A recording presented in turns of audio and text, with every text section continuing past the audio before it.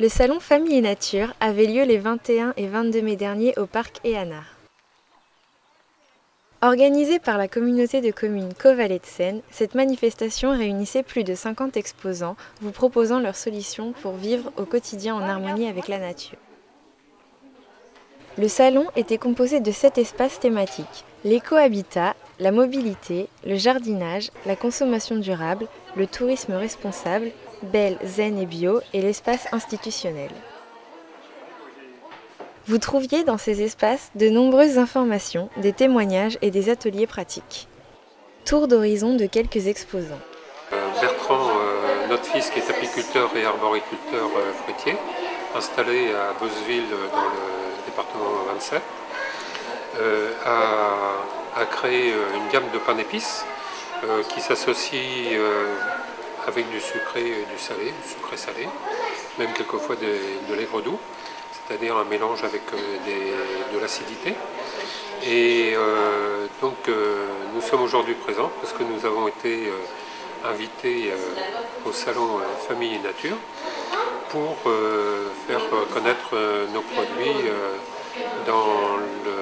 dans la région de Bolbec, de Cauchy-Valas. Je suis Jérôme Pichereau de l'entreprise Pichereau à Libonne, couverture, plomberie, chauffage, isolation, puisque maintenant on doit bâtir en isolant afin d'éviter les grandes consommations. Donc l'entreprise est spécialisée depuis 3 ans, 4 ans en faisant des stages sur les nouvelles techniques d'isolation. On utilise certains produits nouveaux, laine de bois, chanvre. Et donc surtout notre activité c'est l'isolation par l'extérieur, murs et toiture. Donc je suis Angélique Neveu, praticienne de shiatsu. J'ai mon cabinet médical à Pont-de-Mer. Le shiatsu est une médecine thérapeutique manuelle, énergétique d'origine japonaise. Donc ça consiste à exercer des pressions en relâchement le long des 12 méridiens d'acupuncture. Je fais également du Kansetsu Shiatsu, c'est de l'ostéopathie japonaise pour tout ce qui est problèmes structurels, mal de dos, etc. Donc moi à la base je suis ébéniste, j'ai fait un peu de charpente navale, charpente bâtiment, et maintenant je me suis tourné vers les bijoux en bois. Et donc le principe des bijoux en bois, c'est que je vais coller des feuilles de bois très minces qui sont utilisées en ébénisterie pour faire de la marqueterie.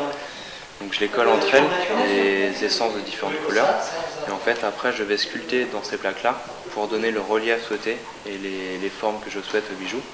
Et en fait c'est le fait de sculpter dans ces plaques-là qui va laisser apparaître les couches dans la plaque qui ont été collées. Les enfants n'étaient pas oubliés et pouvaient participer à de nombreuses animations, comme des expériences scientifiques ou encore des ateliers ludiques liés à la réutilisation des déchets ou à la création de plates-bandes. J'ai entamé ce travail de plasticien, je dirais après avoir fait du grand reportage pendant pas mal d'années sur tout le bassin méditerranéen et partout avoir été confronté à la même problématique, à savoir qu'on trouve des beaux paysages, on en trouve en Méditerranée mais on en trouve également en Normandie, hein, il y a des plages magnifiques, et lorsqu'on a regardé ces beaux paysages et qu'on regarde un petit peu hors champ, on voit des choses qu'on n'aimerait pas forcément voir, c'est-à-dire on voit tout un tas de déchets par terre.